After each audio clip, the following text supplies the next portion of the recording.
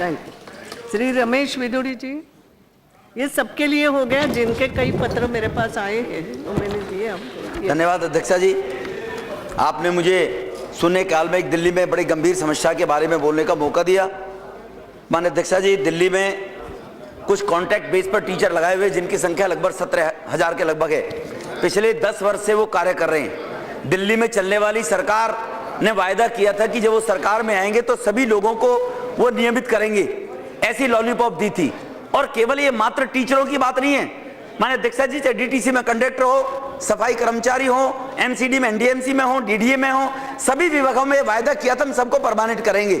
लेकिन टीचर्स पिछले 6 महीने से लगातार इस मांग को करते रहते थे। कांग्रेस के शासन में जब 10 वर्ष में उनको कॉन्ट्रैक्ट बेस पे लिया गया। अबे नई सरकार क्या काम कर रही है? उनके साथ में अन्याय कर रही है, उनको सुन ही नहीं रही, सेक्रेटरीट में घुसने का मौका नहीं दे रही। और उनकी जगह जब और जो नई उनकी सरकार में चुनकर आए हैं तो कॉन्ट्रैक्ट बेस पे कुछ नए लोगों को रखने का प्रयास कर रहे हैं जो 10 वर्ष से काम कर रहे हैं, उनको अलग हटाकर। जी मेरा आपके माध्यम से, क्योंकि दिल्ली देश की राजधानी एनसीआर है, यहाँ पर गवर्नर का डायरेक्ट, मैं इसलिए इसको कह रहा हूँ मैम कि गवर्नर का डायरेक्ट इंटरफेरेंस है और गवर्नर एलजी यहाँ का सरकार का मुखिया होता है दिल्ली के अंदर।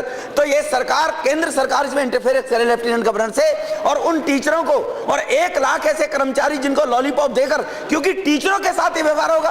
टीचर को तो कहा गया वो मार्गदर्शक होता है और हमारी संस्कृति है जो भारत की, उसमें कहा गया गुरु गोविंद दो खड़े काके लागो पाए। बलिहारी गुरु आपने जो गोविंद जो मिला है, भगवान से मिलाने का माध्यम टीचर है और उस अध्यापक को दर दर की ठोकरें खानी पड़ रही है। तो आने वाली जनरेशन को वो क्या शिक्षा देंगे?